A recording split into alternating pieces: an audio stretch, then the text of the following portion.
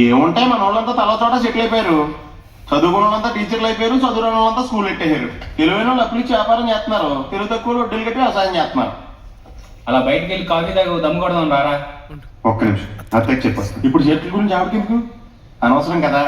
Coffee వరకు చెప్పొస్తాను. అయితే okay.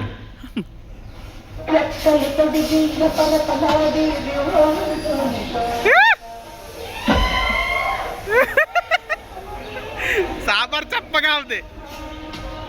Sambar తప్పగా ఉంది. బస్సు వచ్చాడు తింటాడు. గ్లాస్ మార్చండి, సాంబార్ మంచిలో ముంచి తినేస్తాడు.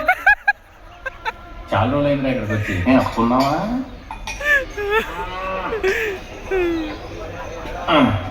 సత్యగా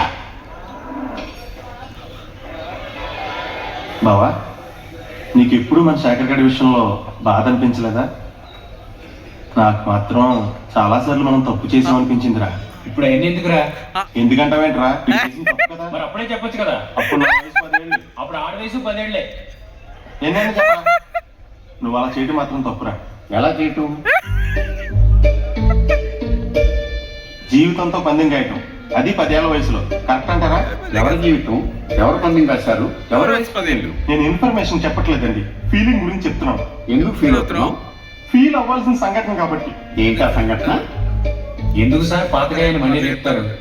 ఎవడు రేపింది ఏంటా గాయం? ఇప్పుడు 12 సంవత్సరాల క్రితం జరిగిన విషయం సార్ అది. అదే ఏంటా విషయం? చెప్తే చెరిగిపోయే తప్పు కదా సార్ అది. రేయ్! అలాంటప్పుడు ఎందుకు మొదలెట్టారా?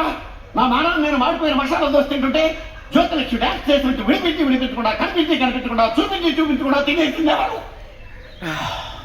అసలు ఏం జరిగింది? ఏం జరుగుతుంది? ఏం జరిగిపోతుంది? నాకు ఇప్పుడే తెలియాలి, తెలియాలి, తెలిసి తీరాలి. చెప్పరా? వద్దు, ఈడైతే లాయర్ లాగా ఈడైపో చెప్తాడు, నేనైతే జడ్జి లాగా అందరి వైపు చెప్తా. ఏం చెప్పినా నా వైపు చెప్పు, చూసి చెప్పు. 12 సంవత్సరాల క్రితం